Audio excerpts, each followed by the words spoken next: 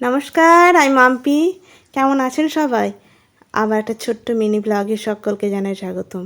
দেখতে পাচ্ছেন, এটা আমার ছোট মেয়ে। দিদিভাই স্কুলে বেরাচ্ছে, দিদিভাইয়ের জামা পরে ও স্কুল যাবে। এই রকম কীর্তি করলাম আমিও কিন্তু ছোটোবেলায় করতাম। আমার বোনের জামা পরতে আমি ভীষণ ভালোবাসতাম। দিদিরা বোনের সাথে মিশতে আর বোনেরা দিদির সাথে মিশতে বরাবরই সকলেই ভালোবাসে। বড় মেয়েকে স্কুলে দিয়ে চলে আসলাম বাজারে। আমার মেয়ে অনেক দিন থেকে একটা জিনিস বায়না করছিল, সেটা আজকে বানিয়ে দেবো বলে বাজারে এসেছি। আর দেখতেই পাচ্ছেন, অল্প চিকেন নিয়েছি আর যেসব আনাজপত্র কেটেছি। কী রান্না হবে বলুন তো? আজকে বাড়ির চাল দিয়েই রান্না করব ফ্রায়েড রাইস নাকি ফ্রায়েড রাইস বলে, ফ্রায়েড রাইস আর চিলি চিকেন।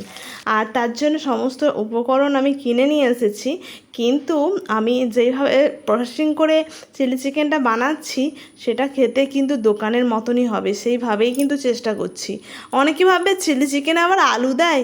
না, আসলে আলুটা কেন দিয়েছি জানেন? আমার বরমশাই না সব কিছুর মধ্যে শুধু আলু খুঁজবে একটু, তাই ভাবছি চিলি চিকেন আর ফ্রায়েড রাইস হলে আলু তো থাকবে না, তাই ওর জন্য একটা আলু আমি দিয়ে রাখলাম। আর সমস্ত উপকরণ বা সমস্ত জিনিস মশলাপত্র কিন্তু আমি বাড়িতে বানিয়ে নিচ্ছি, আপনারা দেখতে পাচ্ছেন। এবং খুব সহজ পদ্ধতিতেই আমি কিন্তু আজকে চিলি চিকেনটা বানাচ্ছি। তার সাথে যে ফ্রায়েড রাইসটা যে বানানো হচ্ছে, এটা কিন্তু ঘরের যে মিনিকিট চালের ভাত হয় সেই চাল দিয়েই বানাচ্ছি। আর বাইরে থেকে চাল কিনে নিয়ে আসা হয় না। তো দেখতেই পাচ্ছেন, অল্প মশলা দিয়েই ফ্রায়েড রাইসটা বানানো হচ্ছে।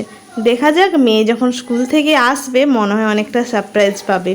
আর চিলি চিকেন বানানোর জন্য সমস্ত উপকরণকে কিন্তু সেইভাবেই কাটা হয়েছে।